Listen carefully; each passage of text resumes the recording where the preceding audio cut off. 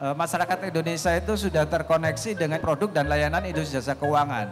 Tapi pemahamannya yang kurang. Kalau di OJK ini sudah merelaksasi terkait dengan permintaan pembukaan permintaan dari kepolisian itu tidak harus melalui Kapolri. Sekarang sudah turun ke Kapolda sudah bisa. Kalau memang kondisinya itu sudah tidak layak edar, nah ini Bank Indonesia membuka fasilitas, membuka layanan bagi masyarakat untuk menukarkan uang yang sudah tidak layak edar itu ke Bank Indonesia. Terkait dengan sistem pembayaran itu kalau ada permasalahan itu ngadunya ke Bank Indonesia. Tapi kalau terkait dengan misalkan simpanan atau kredit itu ranahnya di OJK. Pengawasannya secara mikroprudensial itu di OJK.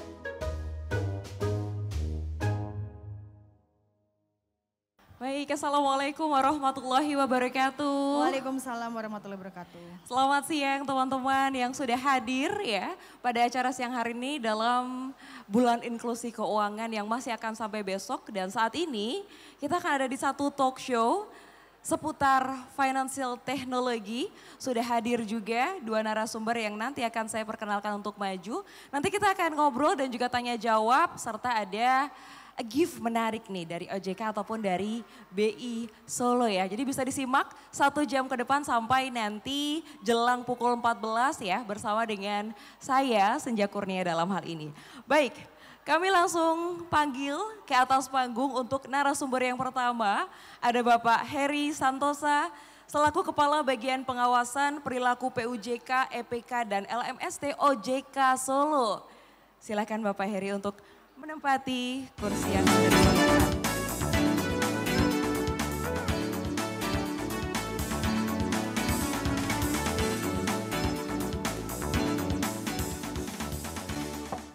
Baik, seperti yang tadi Kakak MC juga sudah sampaikan ya bahwa siang hari ini kita tidak hanya ngobrol bersama dengan OJK Solo tetapi juga ada dari Bank Indonesia Solo. Ada Ibu Indiah Pratiwi selaku pengawas junior kantor perwakilan Bank Indonesia Solo. Silakan Ibu Indi untuk menempati kursi yang disediakan.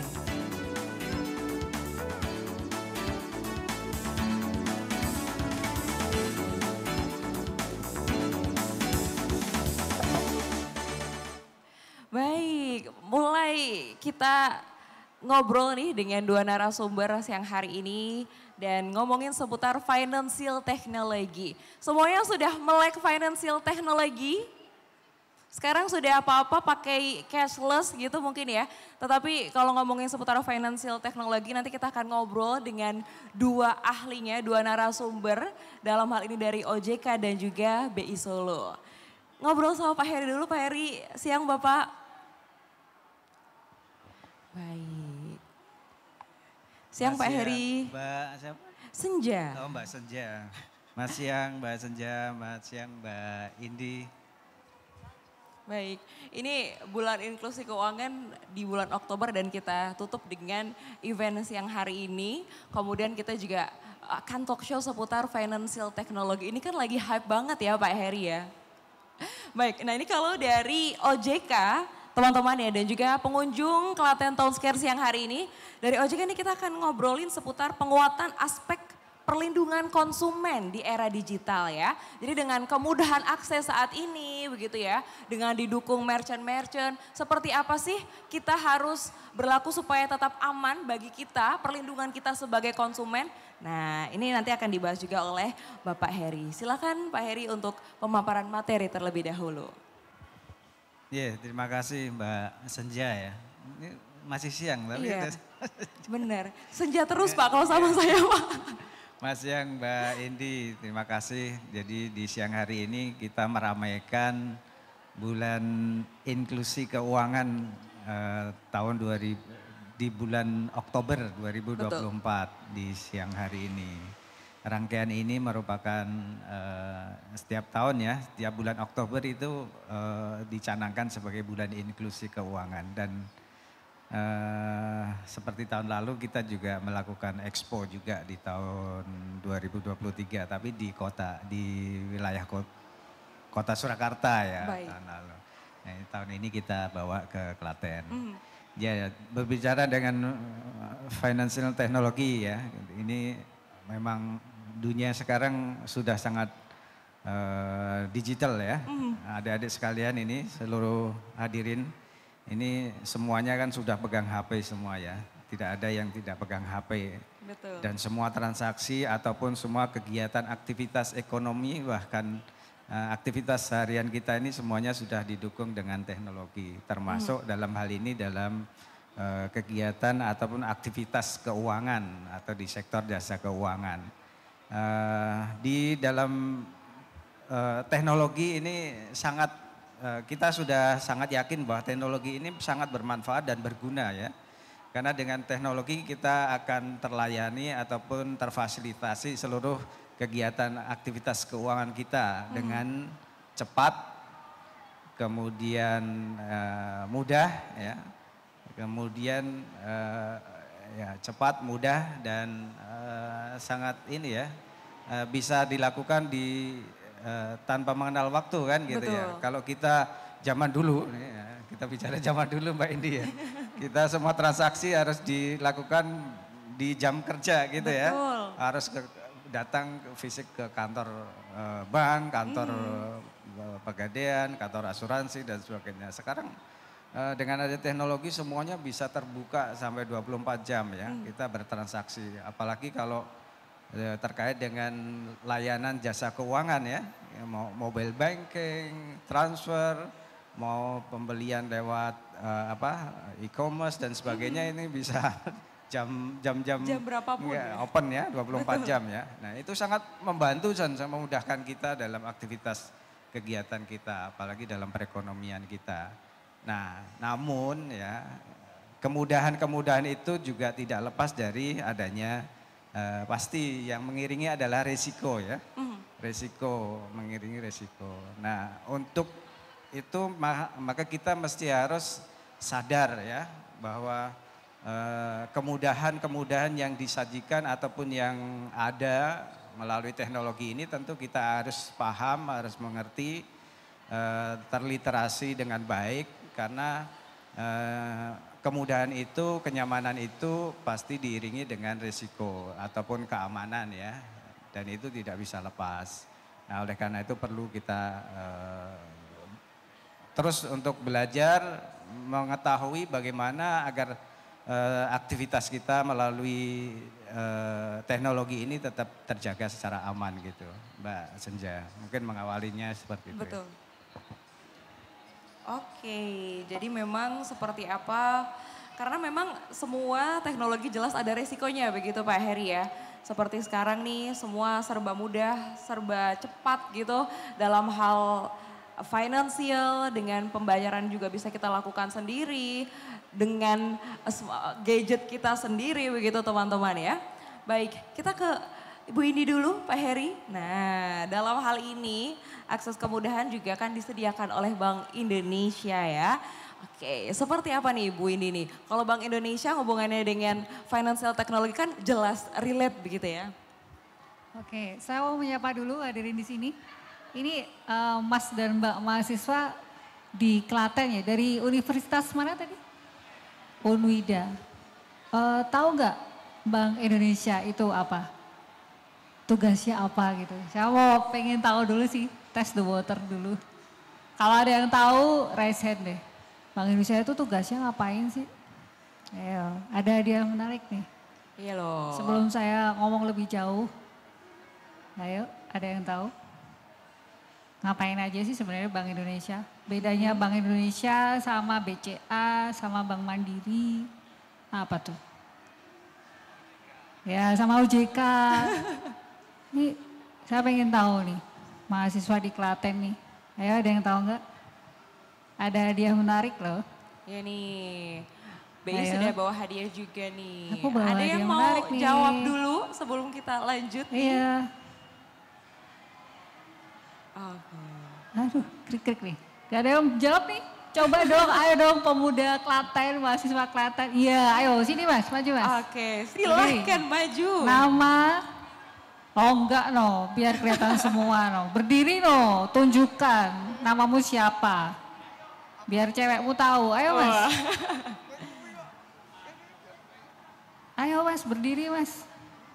Ayo tunjukkan pemuda Klaten pemberani. Ayo Mas, berdiri Mas. Namanya siapa? Berdiri dong. Ayo berdiri, nggak denger nih aku. Gimana tahu bener atau enggaknya? Ayo berdiri, enggak. Ayo pemuda harus tegas siap. Ayo dong, tepuk Ayo tangan dong, nih tepuk untuk tangan dong. teman-temannya nih. Menetapkan dan melaksanakan. Namanya dulu siapa Namanya Mas? dulu siapa? Buru-buru. Nama saya Rio Juan dari Unwida, semester 5, Oke. manajemen ekonomi. Ya, ya. Wah. Masuk ekonomi nih ya Bu Indi ya. Harus paham. Gimana nih Mas Aryo nih? Tugang Bank Indonesia adalah menetapkan dan melaksanakan kebijakan moneter dan mengatur menjaga kelancaran sistem pembayaran dan mengatur mengawasi bank. Ya, mengatur dan mengawasi bank itu kayak apa itu? Ayo coba. Sekarang ada OJK nih. Bu, Anu. menjaga apa ya? Beda nih sama OJK apa? Kalau gitu. Menjaga kestabilan bank. Stabil yang kayak gimana tuh?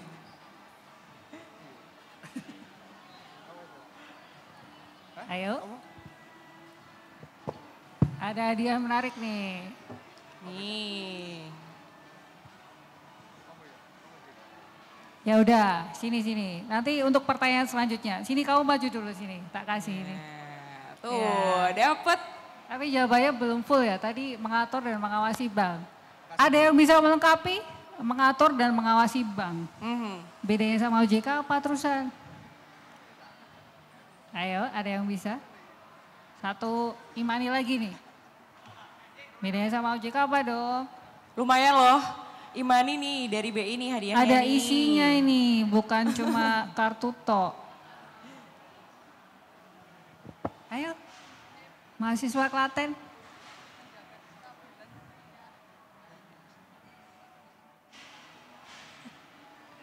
Ayo, ada yang menerima tantangan? Gimana sih bedanya BI sama OJK, tugasnya apa? Kalau dulu iya, sebelum ada OJK, BI itu mengawasi, membuat regulasi terkait dengan perbankan secara individual. Oke, nah sekarang sudah ada OJK, BI dari sisi perbankannya dia ngatur dan ngawasin apa tuh? Ya, angus ternyata pertanyaan. Gak ada yang berani jawab.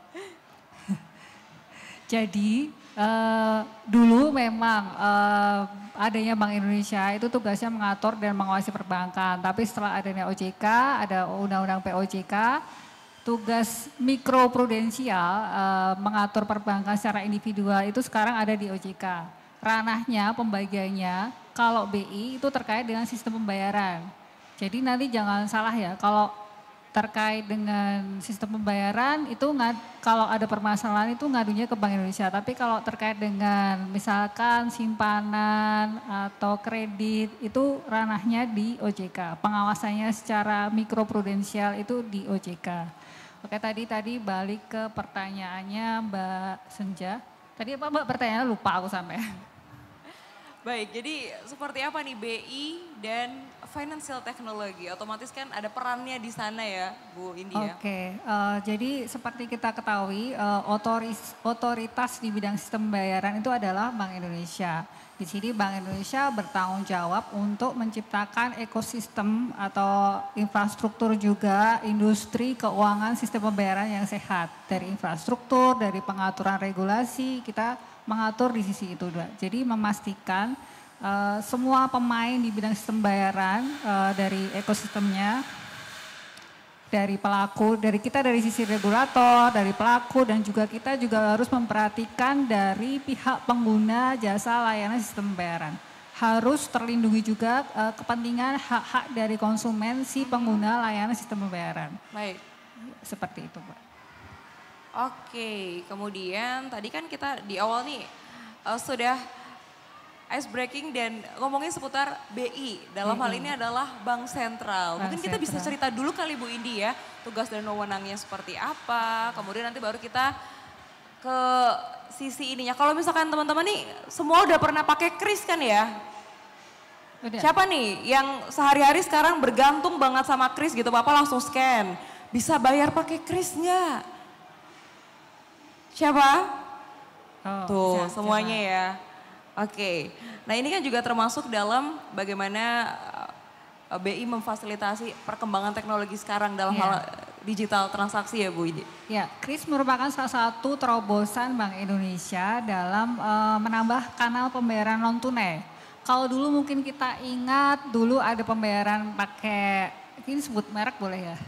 Ada yang atau yang ada yang hijau, ada yang ungu, Oke. ada yang oranye. Itu dulu kalau kita scan kan nggak bisa tuh.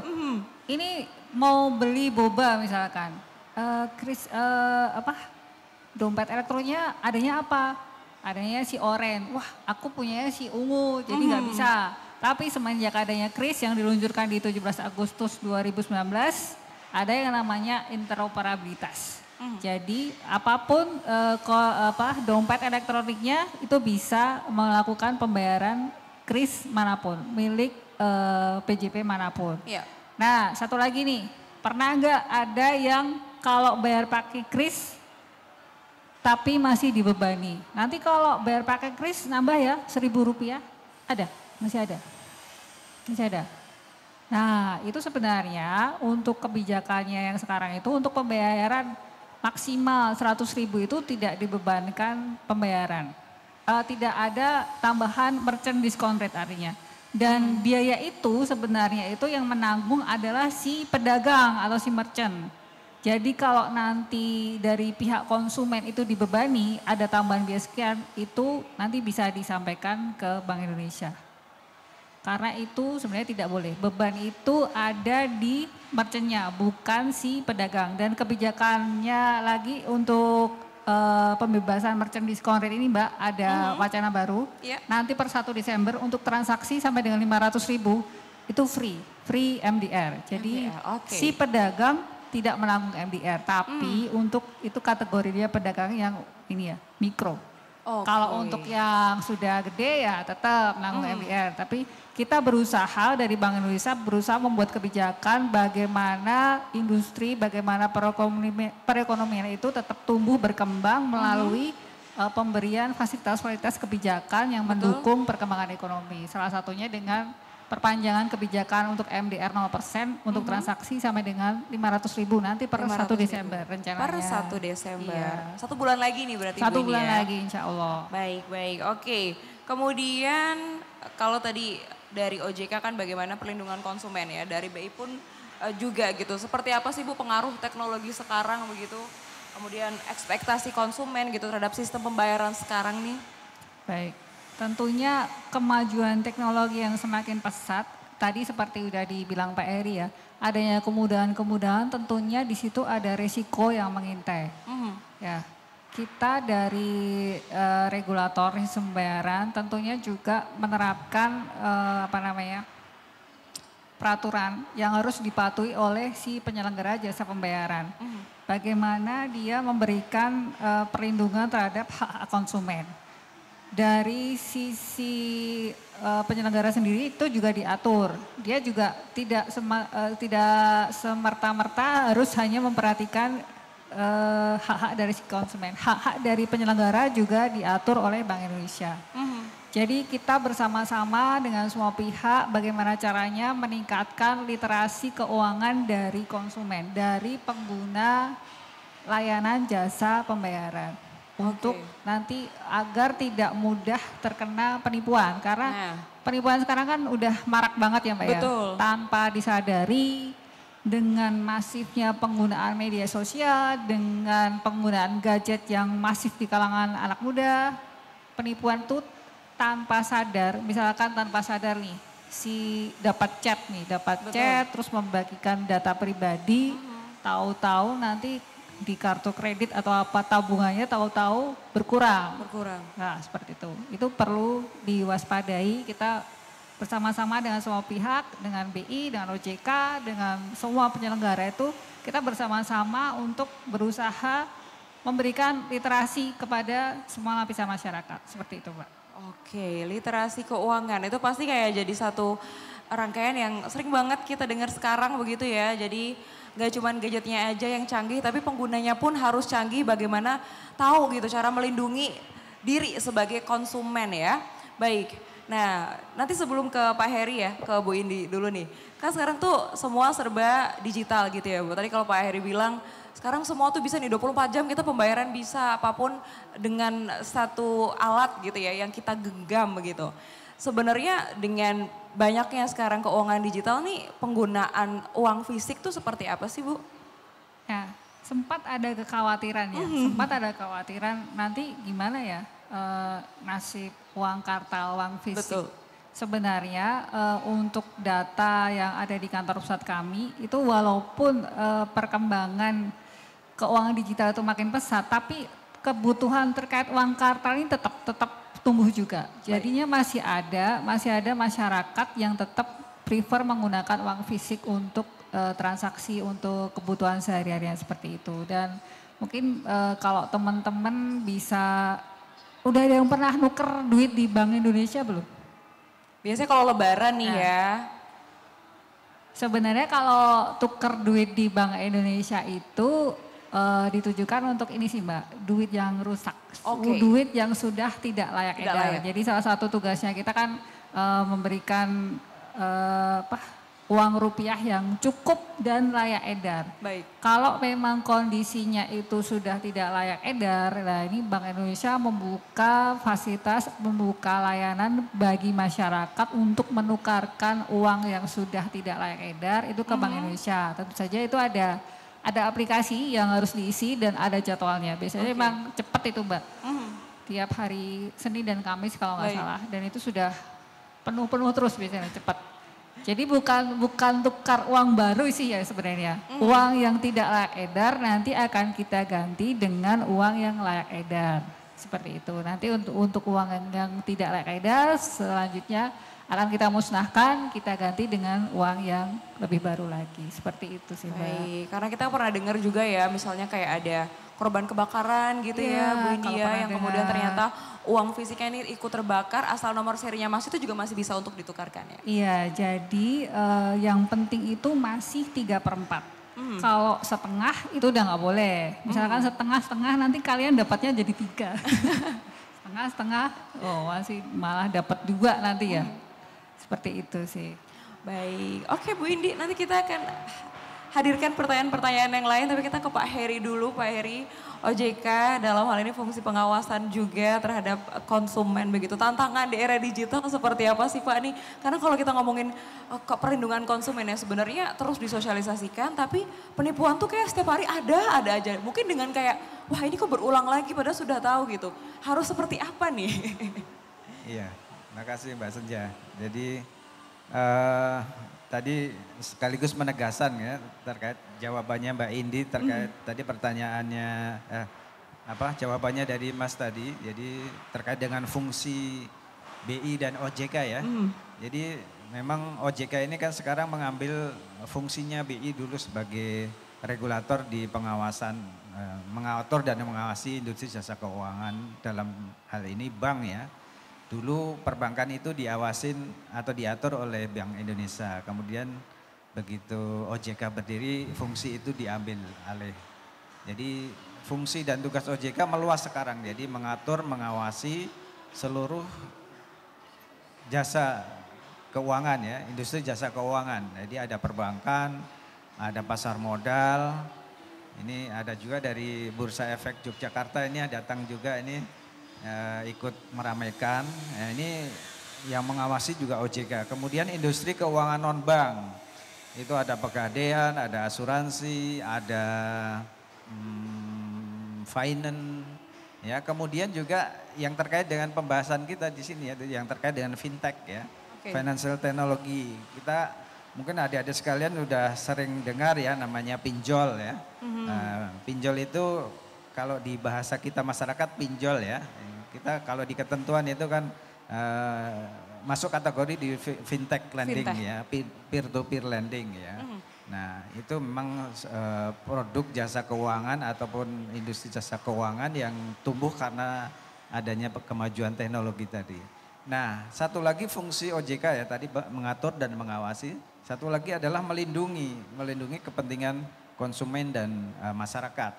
Nah dalam tugas mengatur, melindungi ini kita sangat concern sekali Mbak. Ini terakhir OJK mengeluarkan peraturan Otoritas Jasa Keuangan nomor 22 tahun 2023 yang di situ sangat komprehensif terkait dengan bagaimana OJK sangat concern dalam rangka memberikan perlindungan, memberikan pengaturan kepada seluruh sektor jasa keuangan, industri jasa keuangan untuk melakukan langkah-langkah literasi, kewajiban untuk melakukan literasi dan edukasi kepada masyarakat ya. Kemudian juga terkait dengan bagaimana terkait dengan perjanjian bakunya, ini juga harus dilakukan. Kemudian sikap dan perilaku, market conduct-nya juga harus diperhatikan. Nah dalam rangka mengatur dan mengawasi, melindungi tadi, ini OJK sekarang perannya juga cukup sangat lumayan berat ini Mbak, terkait dengan perlindungan konsumen ya. Karena sekarang ini sedikit-sedikit nih konsumen nih biasanya mengadu juga. Sementara untuk pengaduannya itu kita juga fasilitasi dengan teknologi juga, namanya aplikasi portal perlindungan konsumen. Nah masyarakat yang merasa dalam kutip terzolimi ya, ataupun menjadi korban, merasa dirugikan terkait dalam hal bertransaksi dengan atau berhubungan dengan industri jasa keuangan, bisa 24 jam dari rumah menyampaikan pengaduan lewat APPK itu namanya. Kita singkat APPK, aplikasi portal perlindungan konsumen. Baik. Nah di situ akan terkoneksi langsung dengan industrinya dan OJK bisa memonitor terkait yang masuk di APPK itu. Dan ada kewajiban dari industri untuk melakukan respon terkait tanggapan itu maksimal 10 hari. Nah itu kalau lebih dari 10 hari kita sudah pasti kena denda, sanksi denda. Nah seperti itu. Nah untuk menjalankan fungsi melindungi tadi, maka kami dengan Bank Indonesia, dengan seluruh industri jasa keuangan termasuk melakukan expo di Klatos ini dalam rangka juga untuk mendekatkan diri ke masyarakat, melakukan memberikan informasi-informasi yang lebih gampang ya, karena di masyarakat banyak yang berdatangan di mall ini untuk bertanya, berdiskusi terkait dengan produk-produk dan layanannya, sehingga jangan sampai masyarakat itu bertransaksi tapi belum paham itu produk itu manfaatnya apa, kemudian resikonya apa. Nah itu kalau manfaat pasti diiringi dengan resiko kan gitu. Baik. Tadi. Kemudian bagaimana kita harus mengingatkan kepada seluruh masyarakat untuk menjaga ataupun melindungi ataupun berhati-hati dengan data pribadi. Nah ini yang sering sekali pengaduan yang masuk di OJK itu terkait dengan masalah karena data pribadinya bocor. Ya. Nah kalau sudah bocor biasanya dipakai oleh pihak orang-orang yang tidak bertanggung jawab. Ini biasanya pinjaman online itu biasanya saya tidak merasa pinjam, ngadu ya. Tapi kok ditagih, nah seperti itu. Nah itu biasanya itu ujung-ujungnya itu data pribadinya yang bocor.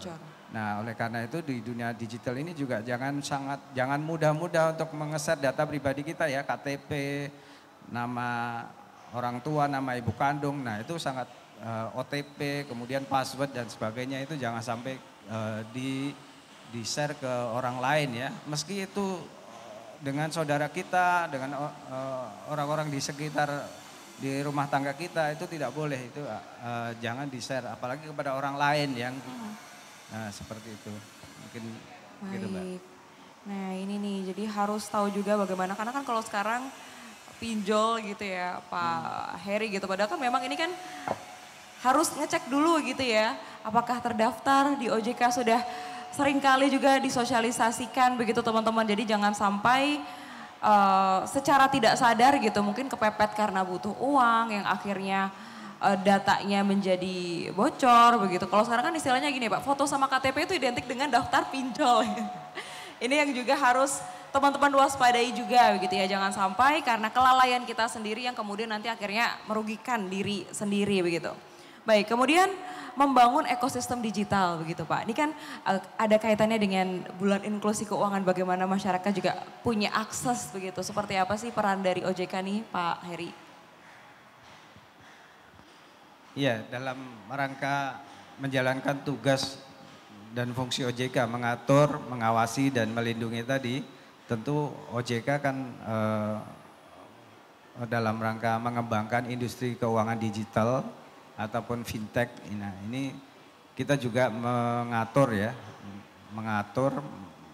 menerbitkan ketentuan-ketentuan yang tentu itu untuk memproteksi ya, artinya agar industri jasa keuangan dalam bentuk fintech itu bisa berjalan dengan baik, Mbak. Seperti kita ketahui selama ini mungkin banyak hal yang menyebabkan masyarakat justru akan bertransaksi dengan fintech tapi malah seharusnya bisa bermanfaat ya untuk menambah permodalan. Fintech itu sebenarnya, pinjol itu kan sebenarnya bermanfaat kalau itu dimanfaatkan secara benar, Mbak. Betul. Kalau untuk tujuan-tujuan yang sifatnya konsumtif ya itu akan memberatkan, sebenarnya akan menjadi beban ya.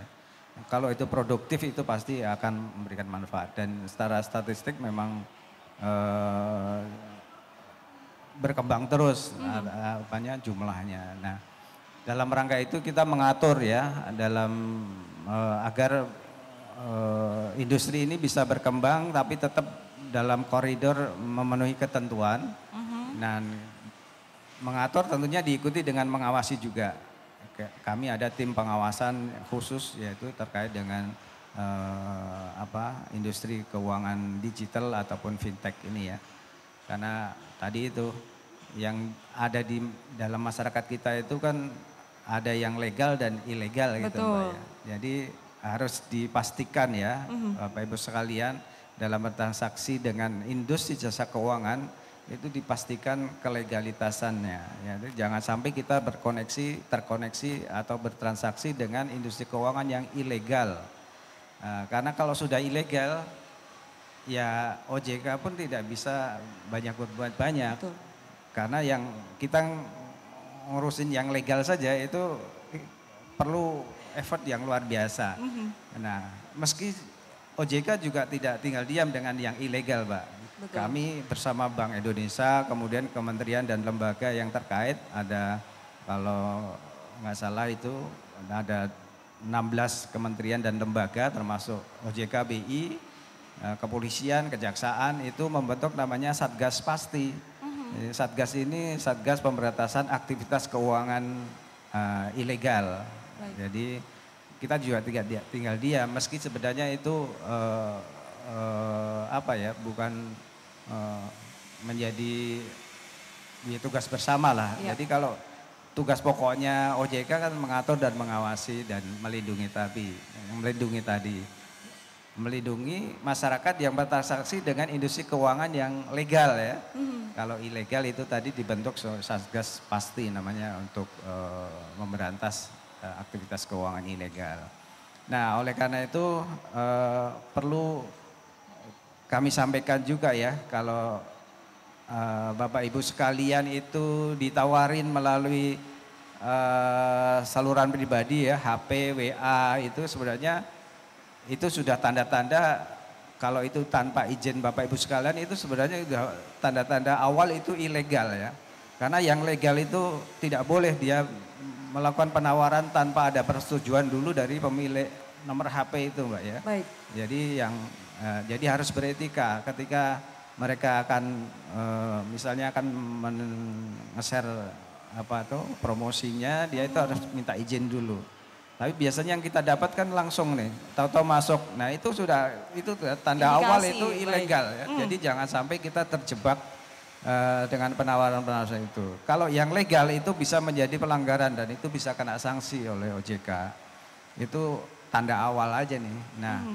Nah kemudian tentu Bapak Ibu sekalian, adik-adik sekalian ini juga perlu diwaspadai bahwa ketika ada penawaran dari industri jasa keuangan fintech lending itu yang legal, itu dia hanya bisa mengakses di HP kita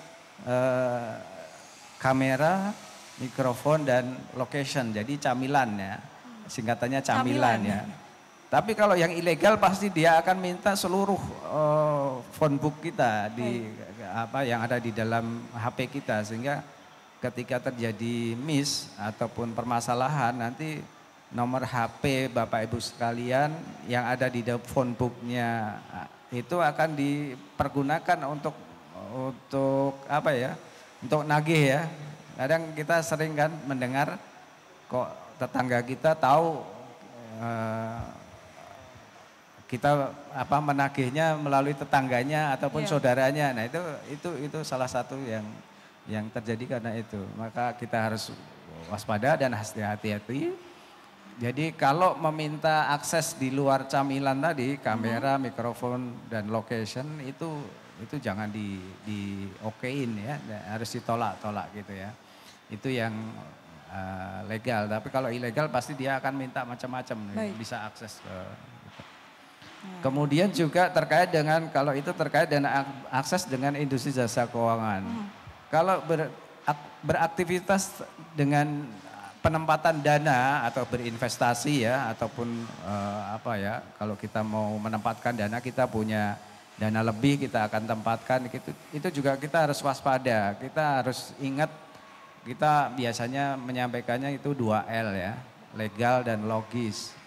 Jadi siapa nih yang ngasih penawaran kita berinvestasi itu harus dipastikan itu legal ya. Nah, caranya kalau nggak tahu bisa kontak ke 157 ya, kontak ininya, kontak OJK ya.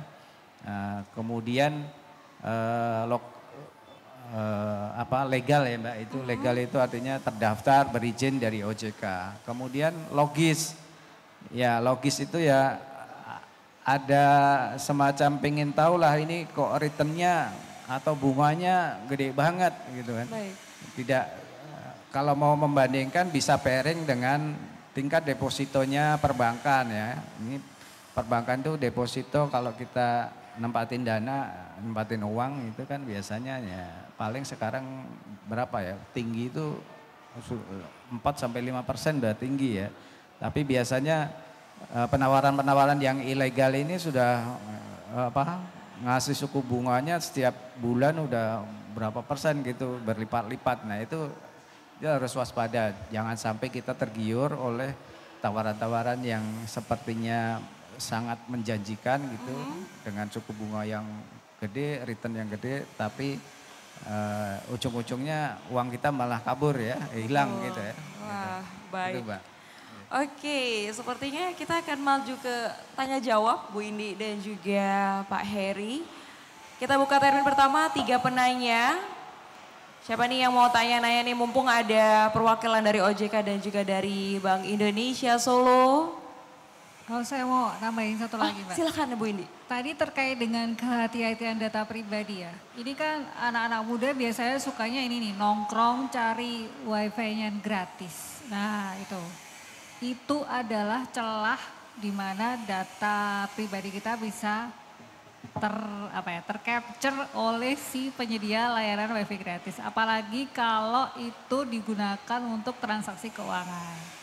Jadi hati-hati untuk penggunaan wifi di tempat publik itu jangan digunakan untuk transaksi keuangan.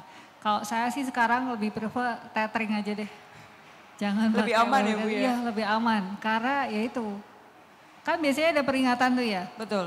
Hati-hati data dan segala informasi akan dapat dilihat oleh orang lain. Jadi ya tolong mulai sekarang yang suka pakai wifi gratisan tolong lebih bijaksana. Karena di situ ada celah data dan informasi pribadi Anda dapat diambil oleh orang lain dan nanti dapat disalahgunakan. Seperti itu Mbak. Nah dari wifi juga bisa nih, jadi banyak celah yang harus benar-benar kita ketahui seperti apa untuk melindungi diri sebagai konsumen ya. Baik, sesi tanya jawab akan kita mulai teman-teman. Siapa nih yang mau tanya? Akan ada gift menarik tentunya ya siang hari ini. Siapa? Ya, monggo. Oke boleh. Ini bisa buat audiens, bisa juga untuk pengunjung Klaten Town Square ya di Sabtu siang ini. Baik silakan Bapak. Oke, selamat siang. Assalamualaikum warahmatullahi wabarakatuh. Waalaikumsalam warahmatullahi wabarakatuh. Sebentar mau difoto Bu. Baik, di bulan inklusi keuangan ini untuk mensosialisasikan apa ya ke mahasiswa, terutama mahasiswa saya gitu Bu ya. Cuman dari semua apa yang disampaikan ini semua balik lagi ke perilaku ya sebenarnya ya Bu ya Bapak. Jadi emang terkadang di Klaten ini ngomongin smart ya smart gitu Bu. Tapi terkadang ada juga yang enggak dong gitu Bu. Barusan aja iki kertune ngopi ya Pak, iso diduetke iso ora cairke ora gitu. Berarti kan benar-benar perilaku ya Bu ya. Padahal pakainya iPhone gitu ya. Tapi enggak smart jadinya. Itu satu, perilaku bahwa ternyata di sebuah geografi Solo, Klaten ini tidak bisa disamakan begitu. Nah pertanyaan saya kalau OJK ini terkait dengan pengawasan ya Pak. Banyak mungkin yang lepas Pak. Kebetulan saya orang dari investasi lama Pak, saya orang investasi dulunya. Jadi banyak yang nggak melogiskan. Jadi persentasenya berapa? 15% sebulan. Sing percaya akeh, banyak. Justru malah organisasi haji gitu aja bisa kena Pak gitu. Bertriliunan gitu ya. Nah ini sebenarnya OJK seperti apa sih gerakannya yang tidak terdetek seperti itu begitu. Kemudian yang kedua misalnya tadi pinjol-pinjol tadi ya. Bukan pinjol juga kalau apa ya, kredit ya Pak ya. Misalnya satu contohnya home credit gitu. Sebenarnya itu bisa mengganggu juga Pak. Hanya menawari Pak, cuman mengganggu Pak. Ini sebenarnya OJK itu sampai situ enggak sih Pak gitu. Jadi kalau kami itu misalnya saya tuh bisa ditelepon sampai 5 kali sehari. Dengan nomor yang berbeda. Padahal udah nawari, udah terima, oh saya enggak tertarik gitu ya. Tetap aja ditelepon terus. Luar biasa nelfonnya.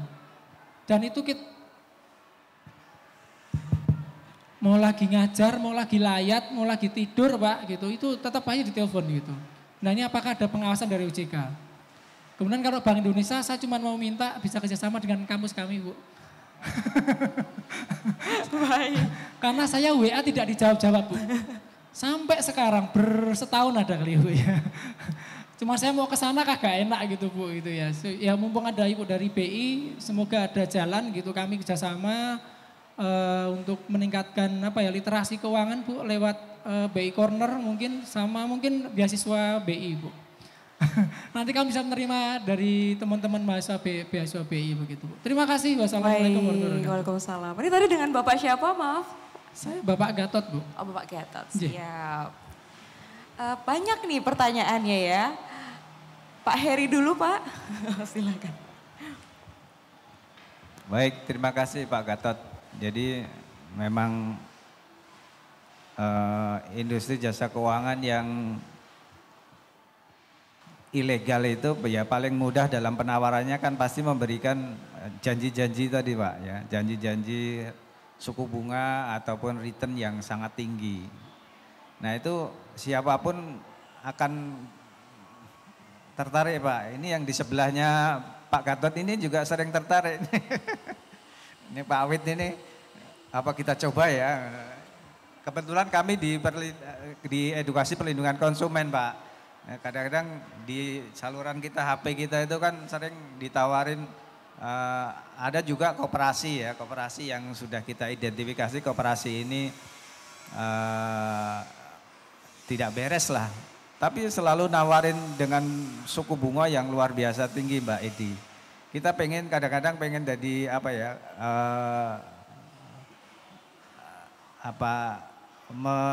melakukan penelitian gitu kita coba taruh uang berapa gitu 500.000 gitu kira-kira kadang-kadang pengen nyoba kayak gitu. Ya itu karena pengen ini aja sih. Ya itu memang alat yang paling mudah untuk melakukan penawaran kan itu Pak ya. Suku bunga per bulan bisa 3%, 4-5%. Yang salah satu koperasi yang sedang kami ini proses ini penawarannya 4-5% Pak per bulan. Per bulan ya. Nah itu luar biasa tinggi. Dan itu banyak sekali yang masuk di situ dan tergiur Pak. Dan kalau kita sudah kasih edukasi gitu, mereka juga daya tolaknya juga, ah ini benar kok Pak, saya dapat kok. Tapi ya ini paling tidak berlangsung lama, ini nanti paling-paling uang pokok kita bisa hilang lah gitu. Nah itu paling gampang lah. Nah jadi tadi kami sampaikan Pak, jadi sekarang yang menangani terkait dengan kegiatan aktivitas ilegal itu Satgas Pak. Satgas itu terdiri dari 16 kementerian dan lembaga. Salah satunya yang menjadi ujung tombaknya adalah Kementerian Kominfo Pak. Karena Kominfo yang bisa terkait dengan lalu lintas komunikasi lewat HP ini lah Pak ya. Nah itu karena OJK nggak bisa masuk ke sana. OJK hanya bisa masuk ke industri jasa keuangan ya. Jadi kalau misalnya ada transfer dana ilegal masuk ke bank A, bank C, nah itu OJK masih bisa ada kewenangan masuk ke sana. Tapi kalau sudah yang sifatnya itu telepon dan sebagainya, nah kemudian melalui sarana komunikasi, nah itu yang makanya di sini ada 16 kementerian lembaga itu ada BI, ada OJK, ada Kementerian Kominfo, kemudian ada kepolisian. Nah itu kalau yang sifatnya yang seperti itu memang butuh banyak lembaga dan itu biasanya kita tetap kalah cepat Pak. Jadi tetap kalah cepat. Jadi kita bisa melacak tapi uangnya sudah hilang, udah kabur dan itu sangat sedikit sekali yang bisa kita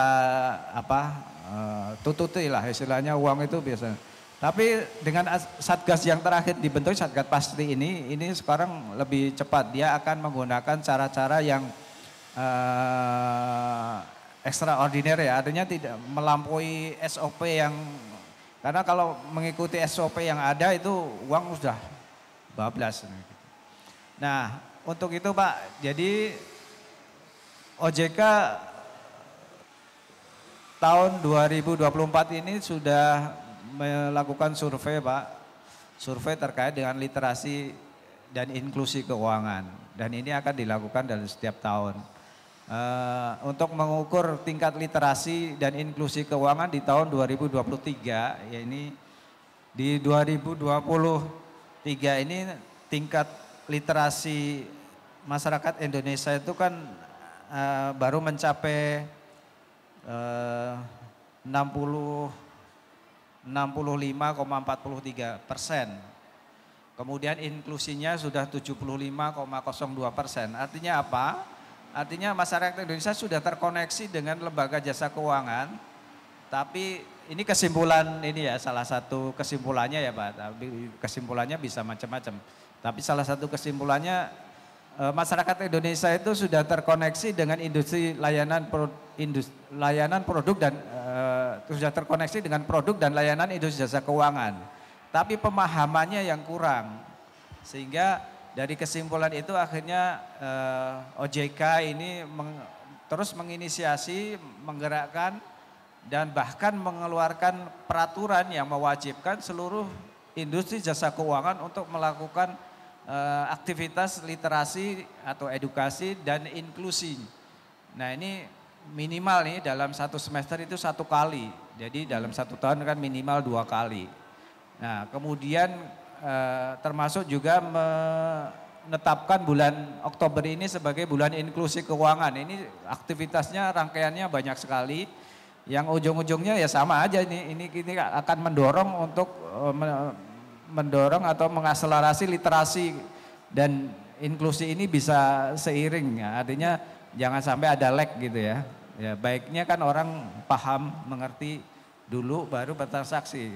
Itu ya minimal lah samalah artinya sudah bertransaksi juga paham gitu. Nah ini termasuk BIK di bulan Oktober. Kemudian beberapa bulan yang lalu 22 Agustus 2024 OJK juga melaunching namanya Gencarkan, Gerakan Nasional Cerdas Keuangan. Itu bingkai besarnya nanti di dalamnya juga ada inklusi, kemudian ada BIK, kemudian kegiatan edukasi yang itu mewajibkan seluruh industri jasa keuangan untuk tidak hanya beraktivitas untuk kegiatan bisnisnya, tapi juga harus memperhatikan terkait dengan literasi edukasi. Itu mungkin Pak Gatot ya. Gatot ya. Baik, terima kasih banyak Pak Heri atas jawaban yang cukup lengkap Pak Gatot ya. Bu Indi mau nanggepin tadi nih Bu nih pertanyaan-pertanyaannya untuk BI. Tadi Pak Gatot katanya telepon nggak ditanggepin ya Pak ya? Mungkin dikira pinjol Pak. Iya mungkin ya Pak. Jadi kalau mau kerjasama dengan BI misalkan untuk meningkatkan literasi anak didiknya, mahasiswa itu dari BI sendiri sebenarnya sudah beberapa kali Pak. Dari level SMA maupun dari perguruan tinggi itu mengajukan permohonan. Jadi meminta BI untuk melakukan edukasi. Nanti biasanya bisa itu Pak datang ke kantor kami melalui surat dulu ya. Ada permohonan misalkan minta sosialisasi atau edukasi terkait dengan ke bank sentralan. Nah di situ bisa Pak datang ke kantor Bank Indonesia melalui surat dulu permohonan nanti akan dijawab. Di situ disertakan juga kontak personnya siapa, mungkin akan dijadwalkan kapannya. Nanti bisa kunjungan ke Bank Indonesia untuk dilakukan edukasi atau sosialisasi seperti itu. Mungkin lewat surat aja ya Pak ya. Nah untuk tadi terkait dengan kerjasama yang lain beasiswa ya Pak ya.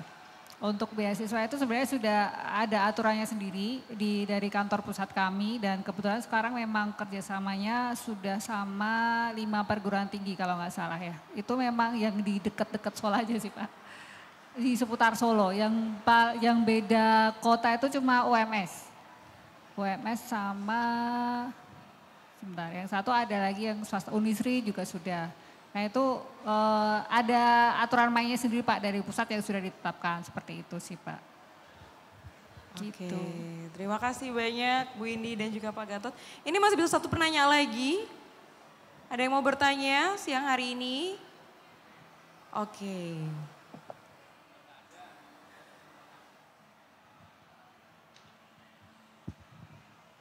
Ini adik-adik masih ada yang tanya enggak? Ya nih masuk kalah sama Pak dosennya nih. Kalau enggak ada saya yang nanya nih. Assalamualaikum warahmatullahi wabarakatuh. Yang kami hormati Bapak Ibu semuanya. Kami menanya kepada Bank Indonesia. Terkait dengan saat ini yang penipuan lagi masih banget Bu saat ini.